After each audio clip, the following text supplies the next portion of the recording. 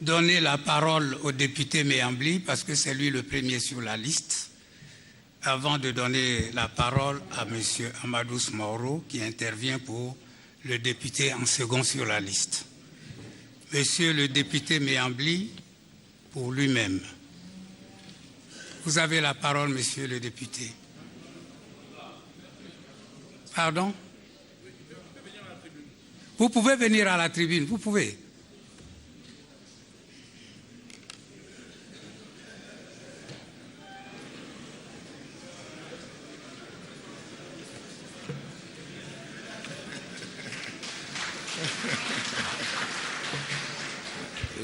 L'élection du président même est solennelle. Voilà pourquoi cette élection est encadrée au plan institutionnel, au plan réglementaire. Et donc il est de bonne loi que le candidat ou son représentant vienne à la tribune pour se faire entendre des autres parlementaires. C'est une tribune pour convaincre. Et donc c'est un discours qui ne saurait être long. Monsieur le doyen d'âge de l'Assemblée nationale du Côte d'Ivoire, honorables députés, chers collègues, mesdames et messieurs les ambassadeurs, honorables chefs traditionnels et religieux, mesdames et messieurs les observateurs, chers amis de la presse, nationale et internationale, chers invités, grande est ma joie de me retrouver devant vous ce lundi, Monsieur le député, 9 janvier 2017. Veuillez m'excuser, je vais rappeler une règle que vous connaissez. 5 minutes. Ah oui, d'accord. 5 minutes. Voilà. Merci. Aussi voudrais-je rendre gloire à Dieu qui permet toutes choses et qui a donc accepté que nous nous retrouvons ce jour.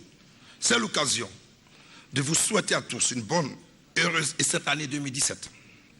Je prends la parole devant cette auguste assemblée pour faire acte de candidature à la présidence de l'Assemblée nationale et vous en donner le sens en 2 points, c'est-à-dire A et B. A. Mission de l'Assemblée nationale.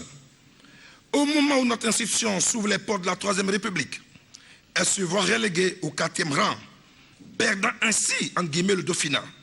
Désormais rangé dans le musée des souvenirs par ces temps de prestige et coordonné de notre Assemblée nationale, il convient au plan économique de réorienter sa mission. En un, une relecture de l'ensemble de nos textes législatifs et réglementaires s'impose à nous afin d'identifier les principaux défis à relever pour la réussite de la fiscalité locale.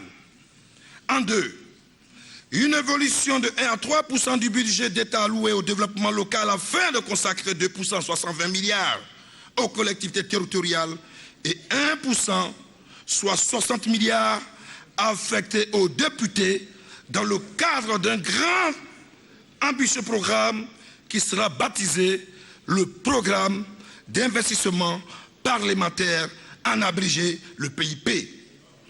À l'image de l'SPPU du président Alassane Ouattara, qui a fait ses belles preuves, il s'agira désormais de faire du député un véritable agent de développement au-delà de ses fonctions régaliennes des législateurs. Troisièmement, je vais proposer la création d'une certaine commission parlementaire chargée de la bonne gouvernance, dont le contenu sera exclusivement l'affaire des députés que vous êtes et nous sommes. Chers collègues, notre législature devra se montrer dynamique au plan social et s'employer à améliorer davantage les conditions de vie de nos concitoyens par la qualité des lois qu'elle votera notamment. En un, la rélecture des lois régissant les rentes viagères, l'objet de controverses tant au niveau de la fonction publique que dans le secteur privé. En deux, un réajustement des nouveautés sécuritaires en vue d'endiguer les poches d'insécurité ambiante illustrées par le phénomène des microbes. Et en B, du bien-être du député. Chers collègues, quand vous me porterez au perchoir, mon combat sera de faire en sorte que le député qui rentre à l'Assemblée nationale, riche de son électorat, n'en sorte pas appauvri et endetté. C'est pourquoi je négocierai pour l'ensemble des députés que vous êtes en un des crédits à des taux préférentiels en dessous du taux de base bancaire, c'est-à-dire le TTB. En deux, des opérations immobilières à moindre coût à travers des abattements fiscaux, des véhicules de type 4x4 et une revalorisation de l'allocation familiale. Aujourd'hui, qui est à 2500 qui passera à 25 000 francs par enfant. Et l'augmentation des frais médicaux de 15 000 à 100 000. Monsieur le député, Vos 5 minutes sont largement passées. Merci. Nous vous remercions de votre intervention. Merci, cher doyen.